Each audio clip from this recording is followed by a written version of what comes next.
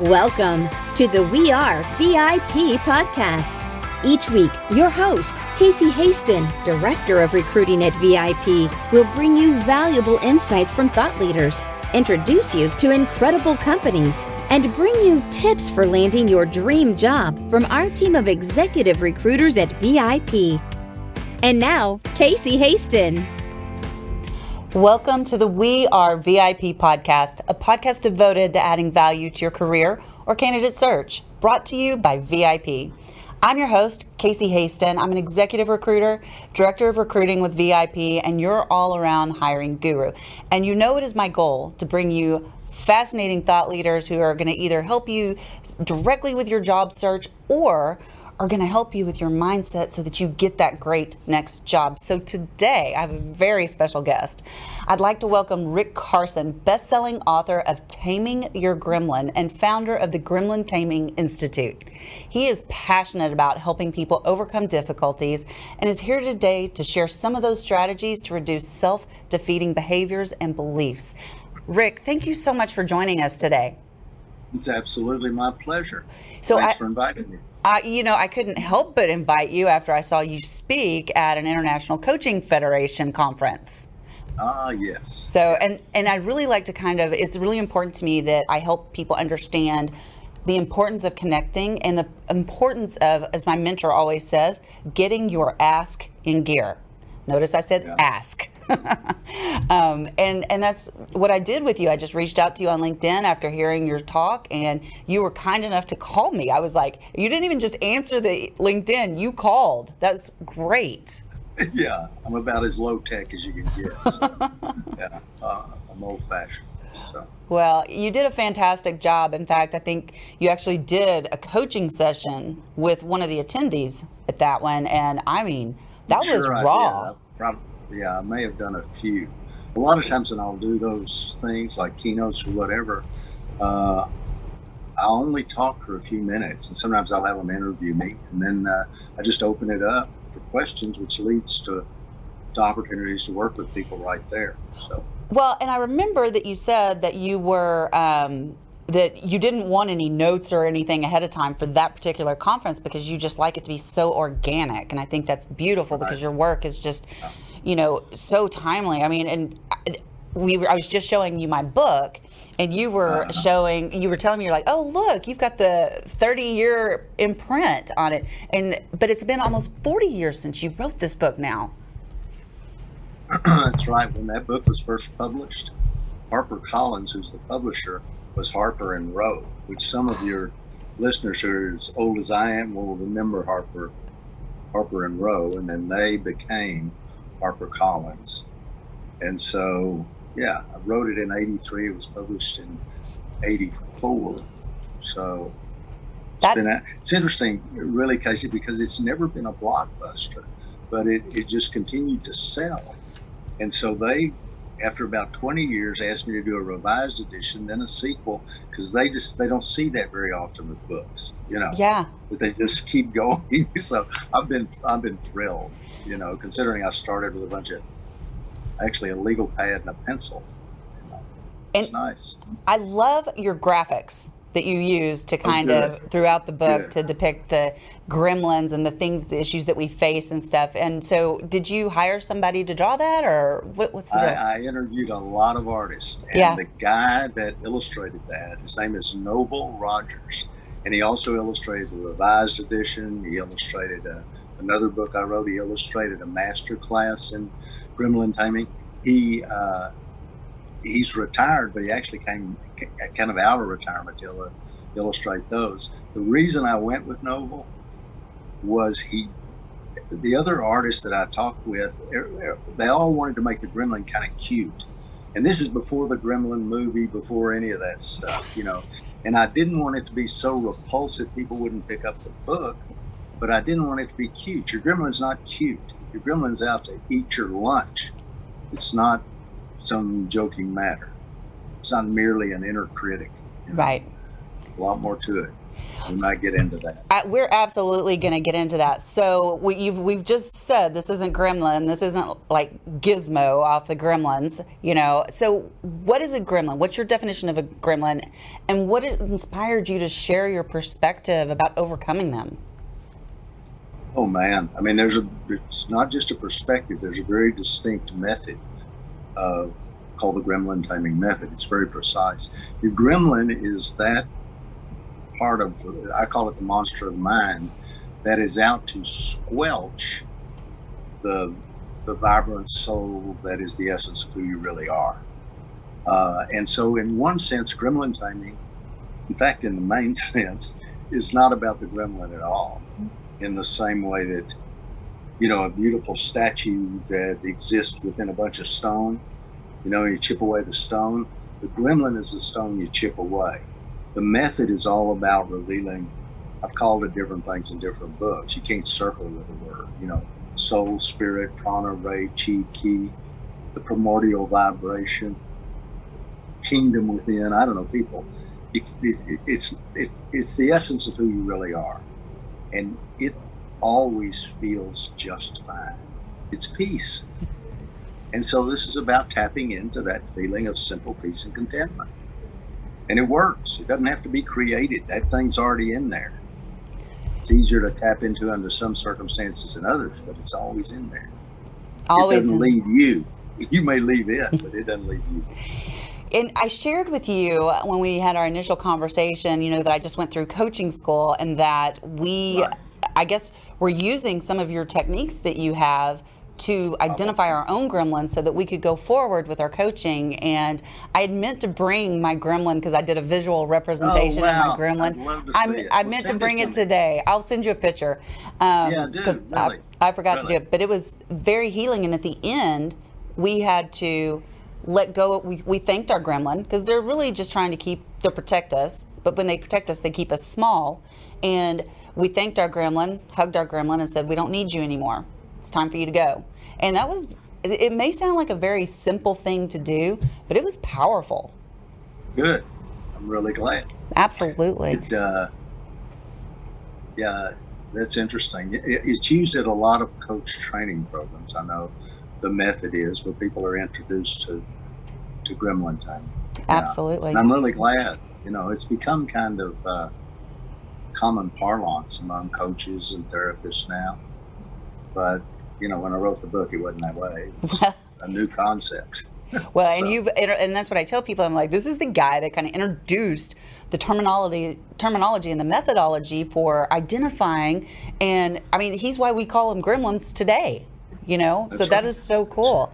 So cool. Yeah. So how can someone recognize their gremlin when it starts to affect them? Well, there are a couple ways. I mean, your gremlin, number one, your gremlin is not your negative thoughts. Your gremlin is not your fears, all that stuff. It's not your catastrophic experiences from the past. Your gremlin is the part of you that uses that stuff to squelch who you really are. And I've been asked a lot of times, where does it come from? Why do we have that? So the answer is, I don't know. I don't have a clue. But I've never met a human being that didn't have that duality going on. So sometimes people ask me, how do you know it's your gremlin? Well, there are kind of two things. There's a difference between a gremlin attack and constructive thinking. You know, one is the way it feels. If you're going through a gremlin attack, there are going to be a few poisons involved, which we can discuss. They all feel different, but basically they don't feel good. And the feeling happens in the center of your chest. Your breathing will get shallow. That's going to be followed by tension in your trapezius, which is going to be followed by tension or discomfort or pain wherever your most vulnerable area is at the moment. Okay, so that's one way you notice. The other is a way to know whether or not you're ruminating and dancing with your gremlin or just thinking about something is how long it lasts. Constructive thinking may not be a barrel of laughs all the time, but constructive thinking about something, 5 minutes of constructive thought is a lot. Beyond that, you may be ruminating. So you'll know your breathing will be shallow, there'll be tension up here, you'll be uncomfortable, and you'll be locked in the world of mind, which is not a horrible place. You know, you got nice memories and fantasies and creative thought, but there's some terrible neighborhoods up there. And even if you don't encounter your gremlin, it's where he lives or she lives, if you just spend too much time up there, you're going to end up getting the blues and have high anxiety. It's just the way it works. So you got to understand, you got to learn how to leave the theater, not all the time, but how to choose breath to breath, moment to moment, where you're going to be. And it's not easy. It takes practice. And I love that you said that, and you lay out such clear framework in your book on how to do that. But I love the way that you just said that you have to choose. I think that is something so many people don't realize, is that exactly what you just said, from moment to moment, you have the opportunity to choose who you're going to be tomorrow and how you're going to respond to the world. You get to make that choice. You're going to be in the moment. How you're going to be in the moment. Absolutely. Absolutely.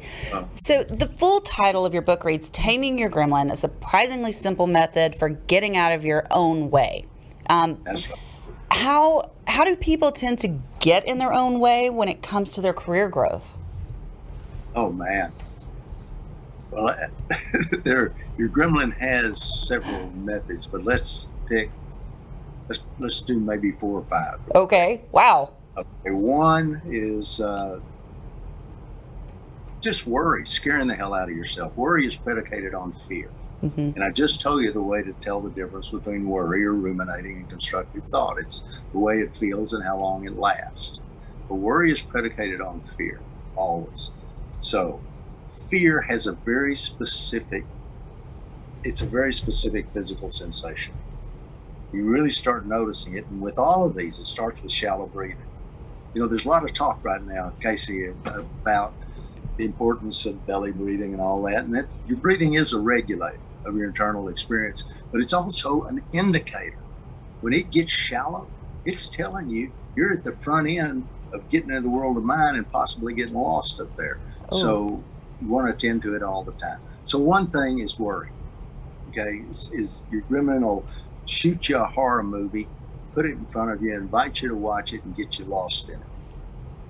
Second thing, regret's not a bad thing. I mean, if I stepped on your toe, I'd regret it. But if you dwell on a regret, you only got to really ask yourself 2 questions, ideally. Anything for me to learn from this, and any action to take. Beyond that, it becomes a feeling called, you're probably not familiar with this, guilt. Oh. Yeah, that's the granddaddy. I mean, that occurs right here in the center of your chest, upper part of your abdomen, and not a good thing for a body. It serves no purpose. Some people say, well, it keeps me in line. The hell it does. You don't need that to be like you want to be. Exactly. So one poison, worry. Another poison, guilt. Another poison, clinging. Now I'm all for anger. I'm fine with anger if it's handled constructively. Reddens faces, changes relationships for the better lots of time. But clinging to a resentment is like acid in a container. It eats up the container eventually. And that's a whole different experience. That tends to manifest in the digestive system. You cling to a resentment and, your jaw. Mm-hmm. Whatever. So that's another one. Let me think real quickly. I said the guilt was a granddaddy. The real granddaddy is trapping yourself in a concept, a belief of who you are and how you think you're supposed to be and how you think the world works, instead of just having your own experience. Yes. As it's unfolding for you right here and right now. Yes. Trusting yourself, just to go based on your experience. So many people caught up in their heads with all that stuff, Well, and we're taught. We're taught. No, you're fine. This is fascinating, and I love the poisons that you just gave us examples of, because as you were saying it, I could feel my body like with each of those, even though I wasn't thinking about those. It still brought out that emotion, right? And we're taught as us baby coaches here, we're taught, to really learn to recognize those limiting beliefs when people are having them and find out where they came from. In yourself first. Yes, absolutely. And help reframe them. So just imagine, Casey, here's something for you to play with, or for anybody listening.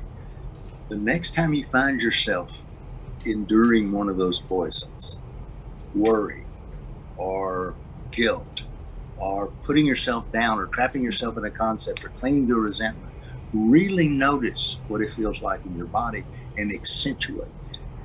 Really accentuate the physical sensation. And then as you oxygenate each of those key points of tension and open up, ask yourself, when you recall this experience, what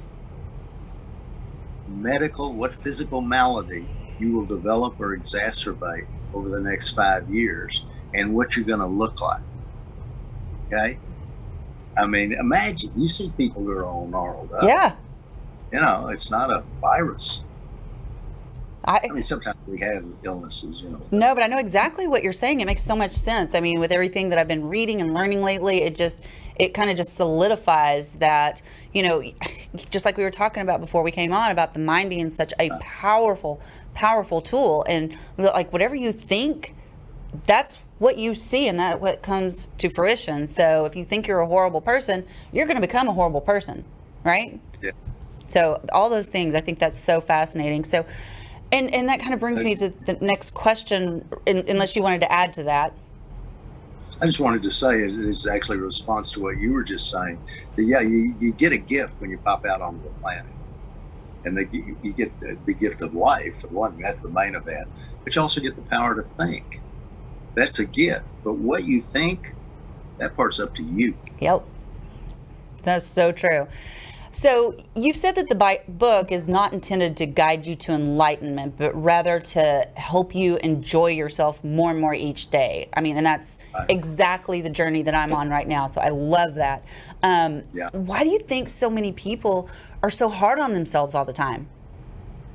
I see people who have so many concepts, so many ideas of who they think they're supposed to be. Yes. And how they think they got to line up their props and players for them to be okay, instead of simply relaxing and seeing there's no shortness of doctors, lawyers. There's a short supply of people just being themselves, just really finding out, not thinking about it, but starting to tap into who they really are on the inside and follow that. Yeah. That's what the gremlin taming method is all about. That's the bottom line.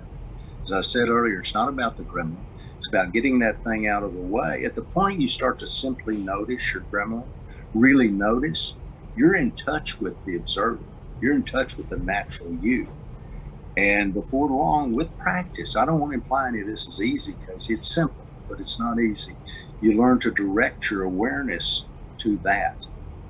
And it's a whole process. It's why it peeves me a little bit when people think they know, they know a little about gremlin taming. And so actually go out there and try to teach it. It's not about positive over negative thinking. Your inner critic, that's just one tool that your gremlin uses. Your gremlin is your gremlin by virtue of its intention. And its intention is to squelch the vibrant one that you really are. That, I'm just like, that is so good. I mean, we could just, so much information right there. And I love that. And that's, again, is so important. I think the best thing that has come out of my journey is not trying to be the Casey that everybody else wants to see, but showing up authentically and genuinely the Casey that I am. And if you don't like that person, it's obvious. It's obvious watching you. I know. Yeah. And so it's been such a gift, though, and I don't have to, it doesn't matter if those around me like me or not. It really doesn't. It makes no difference to me. If you like me, that's great. I'll be your friend. But if not, that's okay. We don't have to be friends.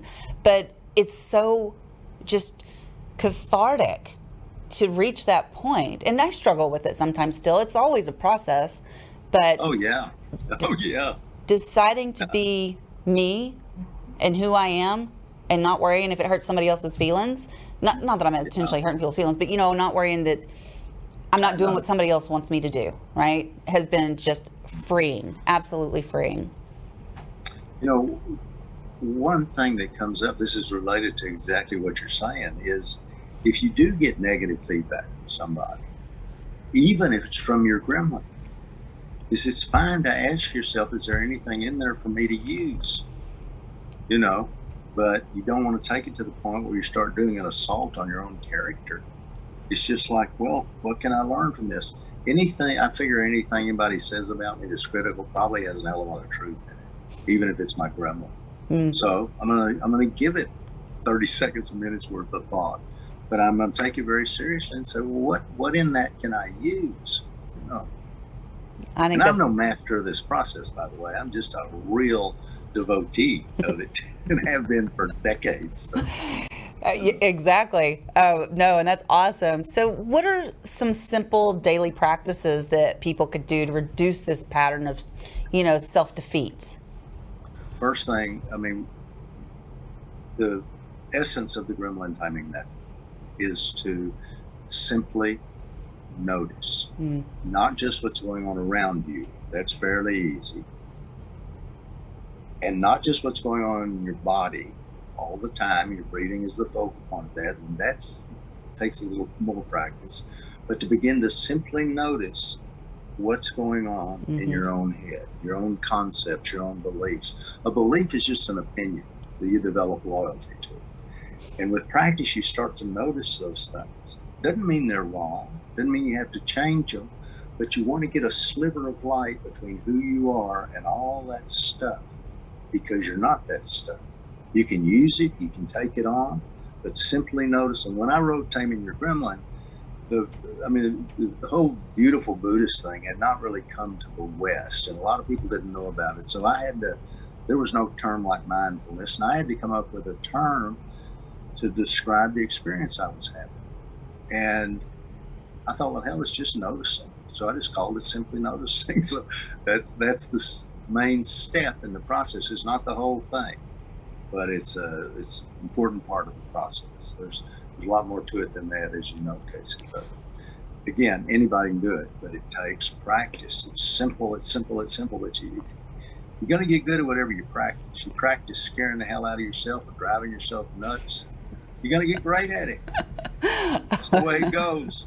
And I love that you share that, especially you call it noticing, and I, of course, call it mindfulness. And I think that, you're right. The Buddhists have a lot of things right when it comes to calming your mind. And I'm one of those type of people. Every single assessment that I've taken in my life will tell you that, I go. And so when I started meditating and sitting down and trying to be still, it'd be like 2 seconds, I'd be like, nope, can't do this. Gotta go. Gotta write something down, I know. But I've, over the years, just managed to really stick to it. And you're right. You've got to stick to it. You've got to practice it. And you've got to keep going on and on. So I really appreciate that as, one of your techniques and really the first technique. That's right. Just to remember that in terms of meditation. Absolutely. It's all practice. That's why they call it the practice of meditation. Sometimes it'll be total bliss and harmony. Yes. And other times it's going to be, if I have to do this 5 more minutes, I'm going to kill somebody. Maybe not that bad, but it's like, but you just do it. You do. What you're doing is you're trapping yourself in there with the monster of the mind. You're basically saying, okay, you son of a gun, let's get it on. And then you're directing your awareness gently somewhere else, to your breathing or to a mantra. And of course, it goes right back up there. And then you practice again gently. And then when you come back into the world, you continue to practice that. So we're basically, gremlin timing is turning your life into a meditation.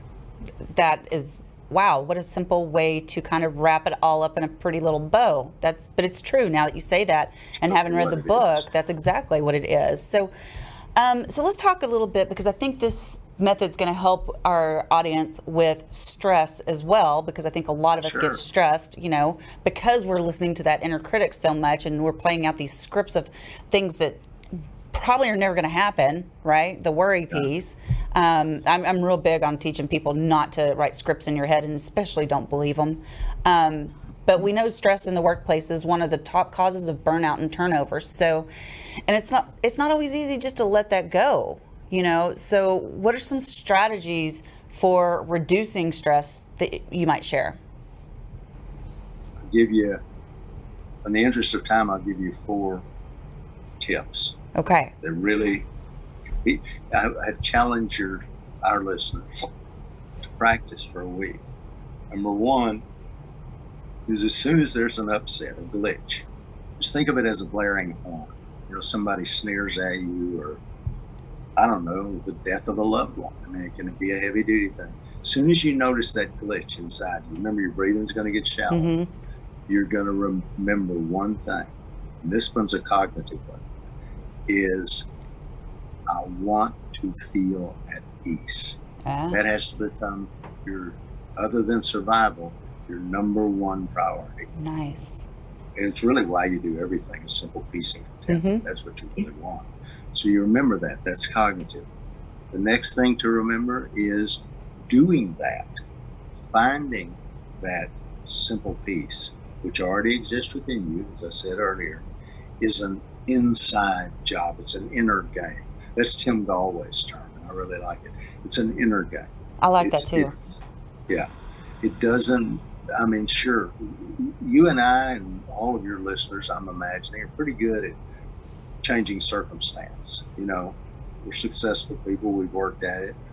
But that inner thing is different. So basic of pleasure, I call it number 1, is remember you want to feel at peace. Number 2 is remembering that it's primarily, not exclusively, but it's primarily an inside job. Yep. That inside job begins with number 3, actually feeling where you end and everything else begins, at least on this physical plane. A miraculous sheath known as your skin. This is something for people want something very practical to start fooling with. Feel air on your skin, clothes on your skin, no matter where you are. Play the game from within yourself. You're inside there watching the show, and you can participate in that show to whatever extent you want. Now, sometimes you just get pulled in, whether you want to or not, but your skin's still there. So the idea is to go back inside if you're getting caught up in something you don't want to be caught up in. Basic of pleasure number 4 is breathe, damn it, breathe. Remembering that your breathing is not just a regulator of your inner experience. It's not. It's also an indicator, as I said earlier. When it gets shallow, it's telling you, okay, you're at the front end of starting to enter the warehouse. It's not a bad place, but it's a bad neighborhood. No, choose to be there, or to be here, or to be in your immediate surroundings. There's those 3 realms. And when you're centered, you're always in one of those realms by choice. So anyway, so I'll repeat them really quickly. Okay. When feeling at peace, your top priority, remember it is primarily an inner game.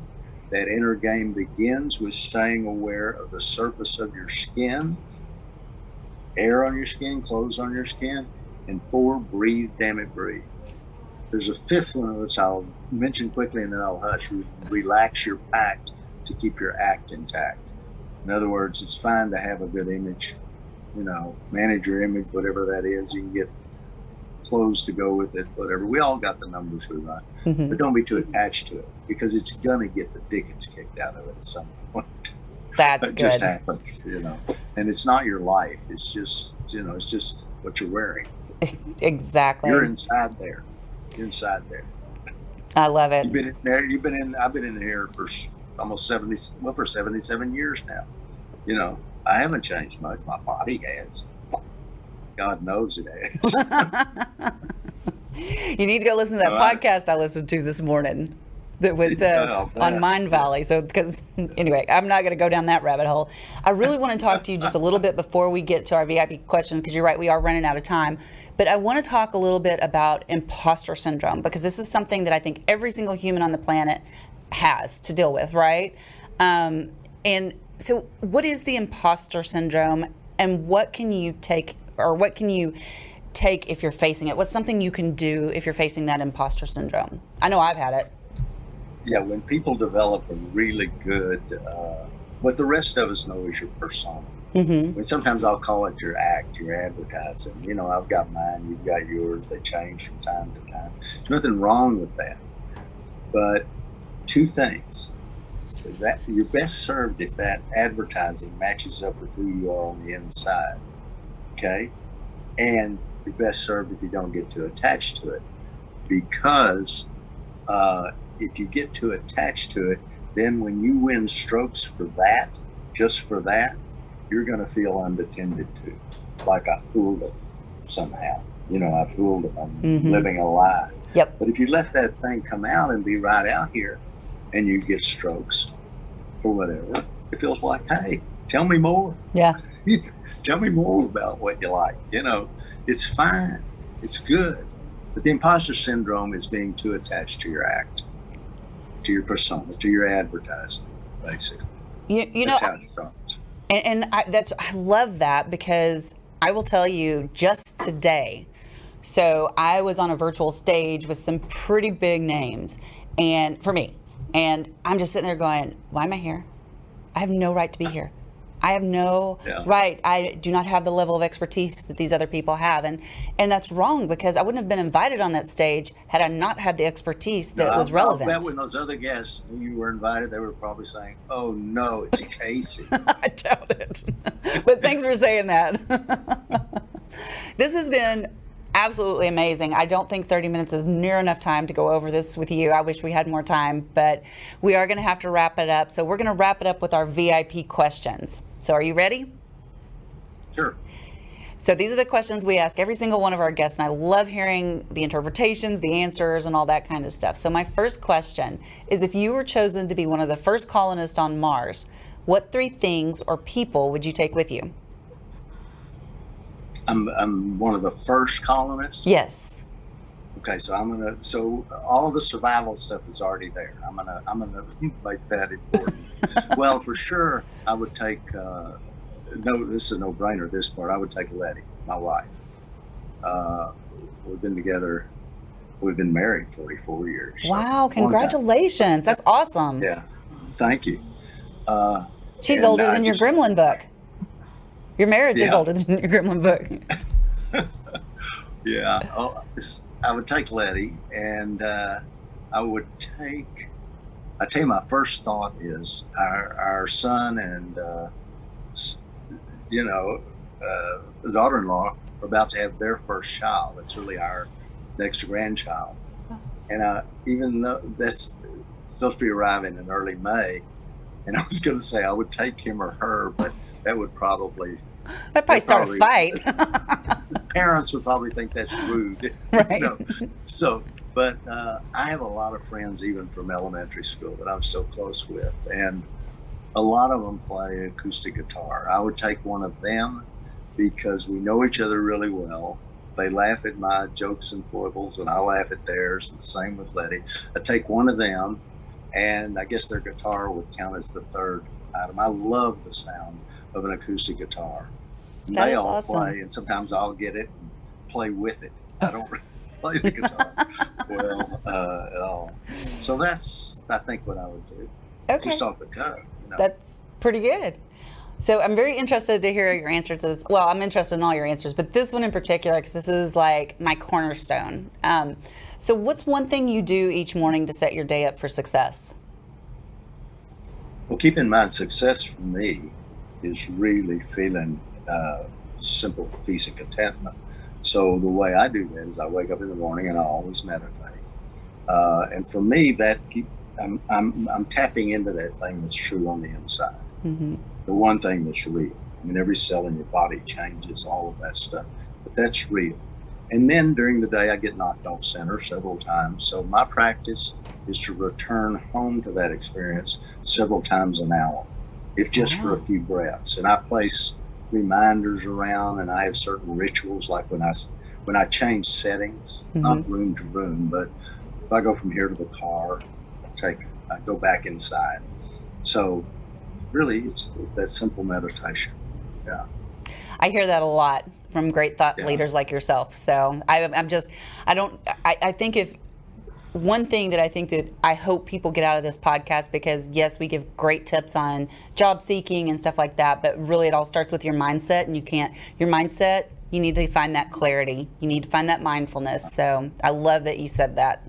All right, my final question. If your life's work was being summarized in a news article, what would the headline be? Get it down to a headline would be something like, well, one of two would either be, I was going to say relish your life, but that sounds too circumstantial, although I don't mean it like that. It would be like, be you, be yourself. Be yourself. That I said earlier, there's a shortage of people just being themselves. Here's where I am. Here's what I'm thinking. Here's what I'm feeling. Here's my experience. Yes. And trying to be something different. You've already got the greatest gift you're ever going to receive. You know, something finite, call it life. Something infinite, I should say, came together with something finite, your body, which is going to eventually deteriorate. And the two came together to create the entity that answers to your name. My goodness. Everything else is gravy or profit or however you see it. So really have gratitude for just being here. Enjoy it. That is beautiful. I think that is a beautiful note to end this on. How do people find you?